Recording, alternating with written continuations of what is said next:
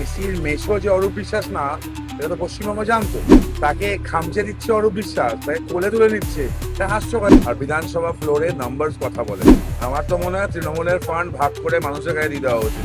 তো ওনার তো দেখা করতে যাওয়া উচিত ছিল। মানে হাজার হাজার বাঙালি ফুটবল প্রেমীদের আবেগ নিয়ে উনি খেলেছেন। এবং অরূপ স্বরূপ বেসিক্যালি যে ভাতৃসংঘ ক্লাবটা তো টালিগঞ্জে সবাই জানি। মেসির মেসো যে অরূপ বিশ্বাস না, এটা তো পশ্চিমবঙ্গ জানতো। তারপরে যেটা দেখেছে এটা অভাবনীয়। মানুষ টাকা দিয়ে টিকিট কেটে ফুটবলের সম্রাট রাজপুত্র মেসিকে দেখতে গেছিল, মানে অরূপ বিশ্বাসকে দেখে এসছে। ইনফ্যাক্ট মেসি টিম থেকে ওরা লেটার এসছে। Absolutely absurd.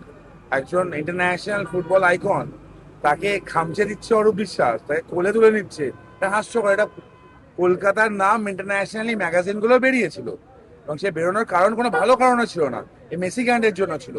ভবিষ্যতে এই সরকার যদি থাকতো, কোনো ইন্টারন্যাশনাল সেলিব্রিটি আর পশ্চিমবঙ্গে আসতো না অন্তত। আজকে অরূপ বিশ্বাসকে এলওপি হিসেবে স্বীকৃতি দিল, সরি, ঋতব্রত বন্দ্যোপাধ্যায়কে রাজ্যের বিরোধী দলের নেতা বলে স্বীকৃতি দিল হাইকোর্ট। দেখুন, হাইকোর্ট হচ্ছে সাংবিধানিক মর্যাদা হিসাবে চলে, অ্যাজ পার কনস্টিটিউশন চলে। আর বিধানসভা ফ্লোরে নাম্বারস কথা বলে।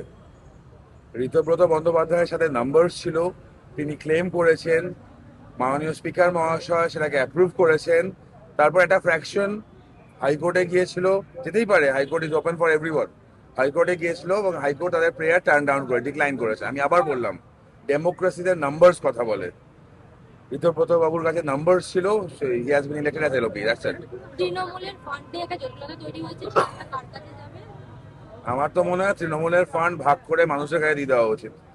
মানুষের টাকা চুরি করে যে ফান্ড তৈরি হয়েছে, সে ফান্ড জনগণের কাজে লাগা উচিত, মানুষের কাছে চলে যাওয়া উচিত। বাংলা হান্টের আরও খবর দেখতে নজর রাখুন। বাংলা খবর মানেই বাংলা হান্ট।